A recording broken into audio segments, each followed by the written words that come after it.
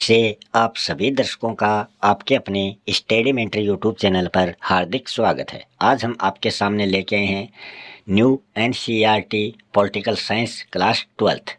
इसमें हम बात करने जा रहे हैं चैप्टर नंबर 4 जिसका टाइटल है भारत के विदेश संबंध।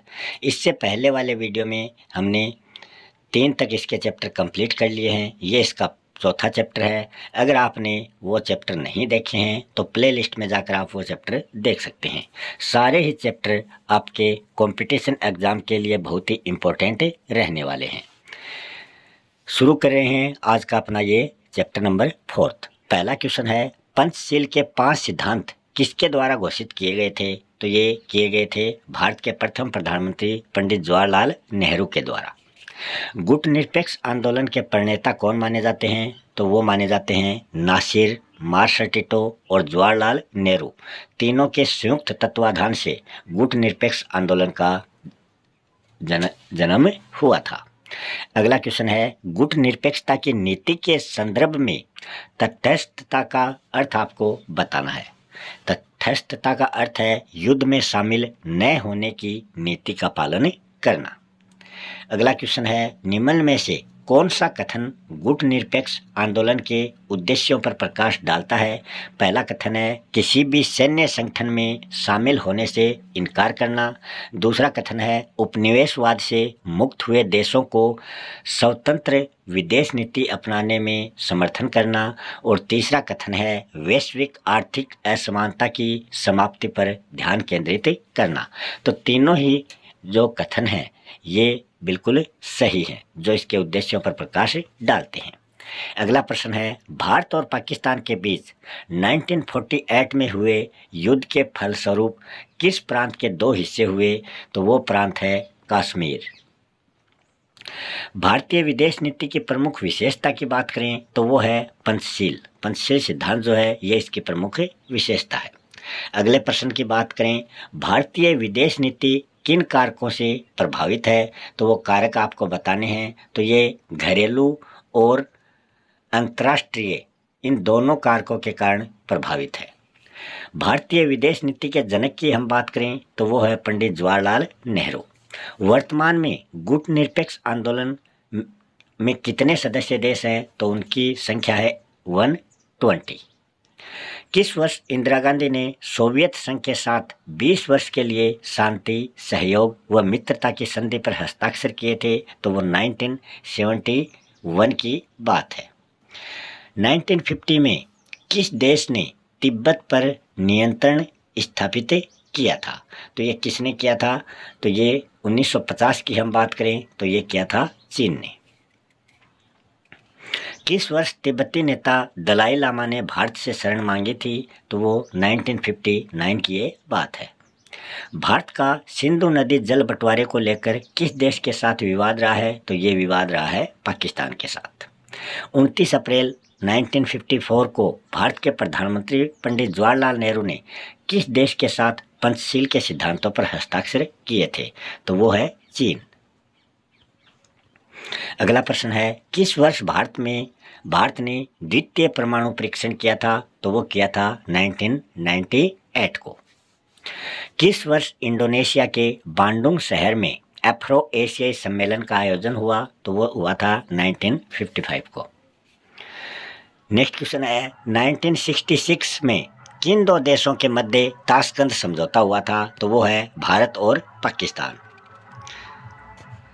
क्वेश्चन है, किस वर्ष गुट निरपेक्ष आंदोलन का प्रथम जो सम्मेलन बेलग्रेड में हुआ था वो संपन्न हुआ था? तो वो हुआ था 1961 को। नेक्स्ट है, भारत में पहला परमाणु परीक्षण पोखरण में हुआ था और ये कब हुआ था? ये हुआ था 1974 को। नेक्स्ट क्वेश्चन है, निम्नलिखित को सुमेलित कीजिए। ताशकंद समझौता 1966 में हुआ था, शिमला समझौता 1932 में हुआ था और पंचशील सिद्धांत की जो घोषणा हुई थी वो 1954 में हुई थी और भारत चीन के बीच में युद्ध 1962 में हुआ था। तो ये सभी क्या है? सुमेलित हैं, सही है। नेक्स्ट क्वेश्चन है, नेताजी सुभाष चंद्र बोस ने कौन सी आर्मी का गठन किया था? तो उस आर्मी का नाम था Indian national army, INA। Next है, चीन की कम्युनिस्ट सरकार को मान्यता देने वाला प्रथम देश कौन था? तो वो था भारत। दलाई लामा ने भारत में अपना निवास कहाँ बनाया था? तो वो बनाया था धर्मशाला में। चीन ने भारत पर कब आक्रमण किया था? वो किया था अक्टूबर 1962 में। प्रथम एशियाई संबंध सम्मेलन जो है वो कब हुआ था? वो 1947 ईस्वी में हुआ था। और ये कहाँ हुआ था? तो ये भारत देश में हुआ था। नेक्स्ट है, सिंधु जल समझौता कब और किनके मध्य हुआ था? तो सिंधु जल समझौता जो है ये 1960 ईस्वी में भारत के प्रधानमंत्री पंडित जवाहरलाल नेहरू और पाकिस्तान के जनरल अयूब खां के मध्य हुआ था। नेक्स्ट क्वेश्चन है, ताशकंद समझौता कब हुआ था और ये किसके मध्य हुआ था? तो ताशकंद समझौता जो है ये 10 जनवरी 1966 ईस्वी को भारत के प्रधानमंत्री लाल बहादुर शास्त्री और पाकिस्तान के जनरल अयूब खां के बीच हुआ था। नेक्स्ट क्वेश्चन है, मुजीबुर रहमान कौन थे?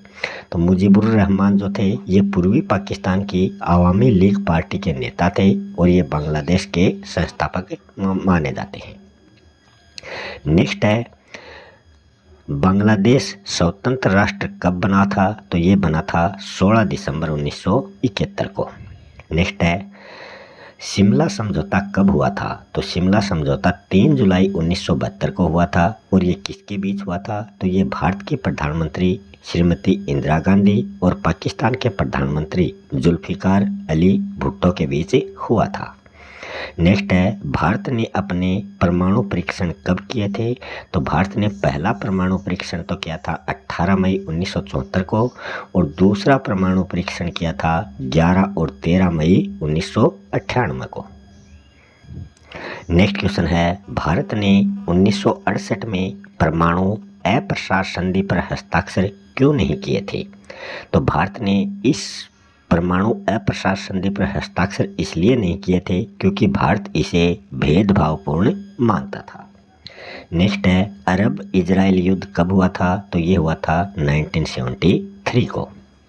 नेक्स्ट है, सच्ची गुटनिरपेक्षता की नीति की घोषणा किसने की थी? तो ये की थी जनता पार्टी की सरकार ने 1977 में। भारतीय संविधान का कौन सा अनुच्छेद जो है ये विदेश नीति से संबंधित है? तो ये वो अनुच्छेद है 51।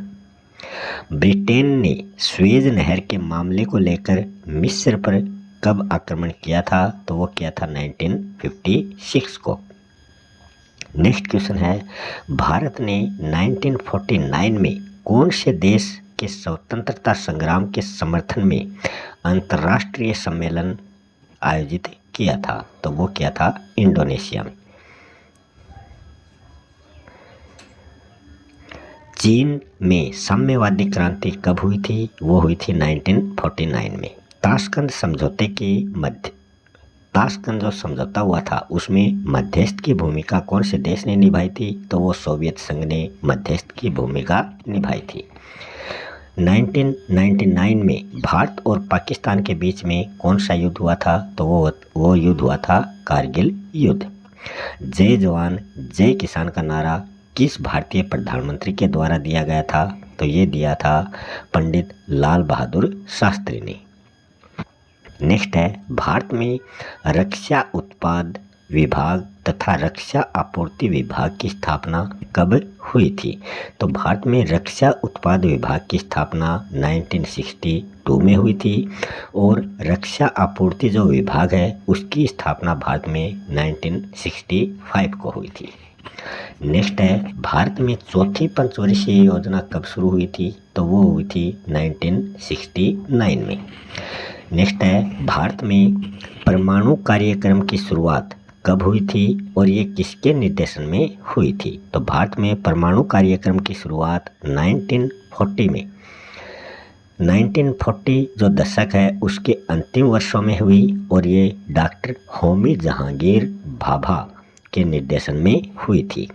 नेक्स्ट है, चीन ने परमाणु परीक्षण कब किया था? तो चीन ने अक्टूबर 1964 को परमाणु परीक्षण किया था। 1962 में भारत चीन युद्ध के समय भारत के जो रक्षा मंत्री थे वो कौन थे? तो उस समय भारत के जो रक्षा मंत्री थे उनका नाम है वीके कृष्णन मेनन। नेक्स्ट है, भारत के कौन से राज्य को नेफा या उत्तरी पूर्वी सीमांत कहा जाता है? तो वो कहा जाता है अरुणाचल प्रदेश को। सीटीबीटी की फुल फॉर्म आपको बतानी है। इसकी फुल फॉर्म हो जाएगी सी की व्यापक, टी की परमाणु, बी की परीक्षण और टी की प्रतिबंध संधि। तो ये इसकी फुल फॉर्म हो जाएगी व्यापक परमाणु परीक्षण प्रतिबंध संधि। नेक्स्ट है, जवाहरलाल नेहरू द्वारा निर्मित विदेश नीति के प्रमुख उद्देश्य क्या थे? तो इनका उद्देश्य था कठिन संघर्ष से प्राप्त संप्रभुता को बनाए रखना, क्षेत्रीय अखंडता को बनाए रखना और तेज रफ्तार से आर्थिक विकास करना। नेक्स्ट क्वेश्चन है, बांडुंग सम्मेलन जो है ये कब हुआ था? तो बांडुंग सम्मेलन 1955 को हुआ था। और इस सम्मेलन से किस आंदोलन की नींव पड़ी? तो इस सम्मेलन से अफ्रो एशियाई सम्मेलन से गुट निरपेक्षता आंदोलन की नींव पड़ी थी। नेक्स्ट क्वेश्चन है, भारत व चीन के मध्य विवाद का मुख्य मुद्दा क्या माना जाता था? तो भारत और चीन के मध्य सीमा विवाद जो था वो मुख्य मुद्दा था कि चीन जो है ये लद्दाख वाले हिस्से के अक्साई चीन व अरुणाचल प्रदेश पर अपना दावा जताता है। 1962 के युद्ध के बाद भारत चीन संबंध कब बहाल हुए? तो ये हुए थे 1976 में। दोनों देशों के मध्य राजनीतिक संबंध जो थे वो बहाल हुए थे तथा शीर्ष नेता के तौर पर अटल बिहारी वाजपेयी ने 1979 में चीन का दौरा किया था। नेक्स्ट है, भारत पाकिस्तान के मध्य प्रमुख विवाद क्या था?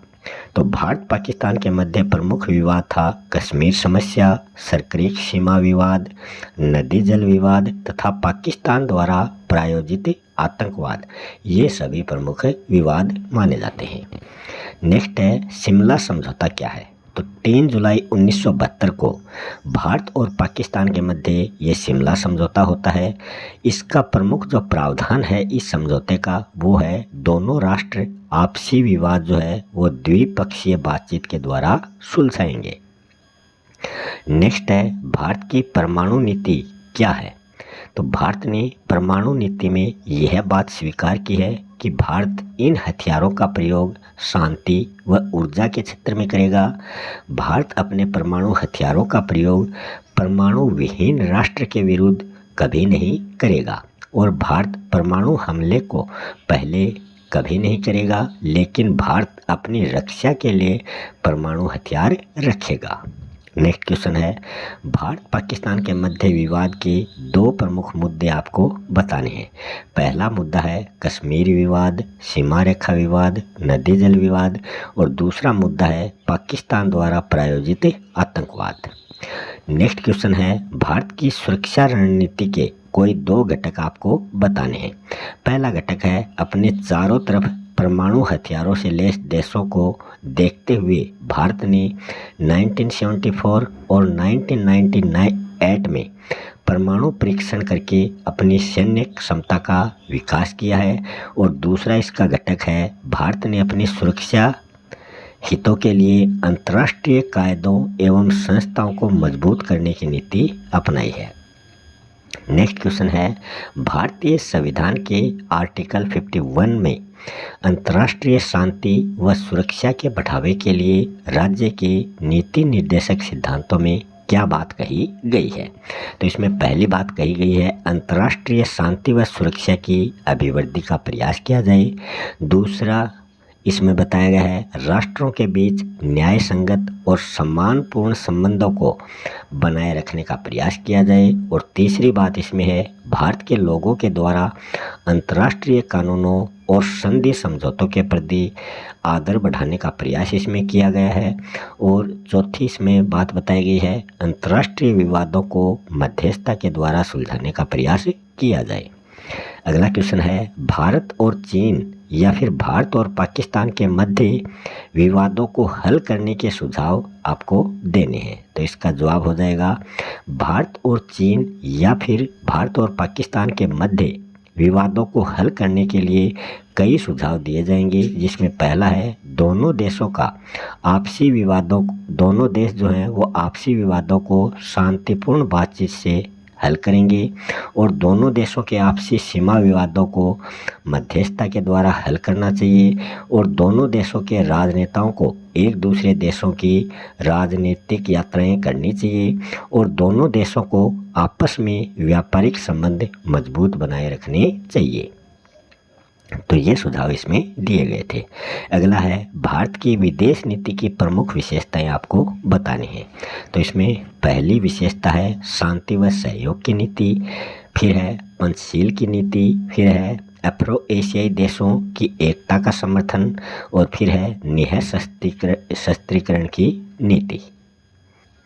नेक्स्ट क्वेश्चन है पंचशील की नीति पर आपको टिप्पणी लिखनी है।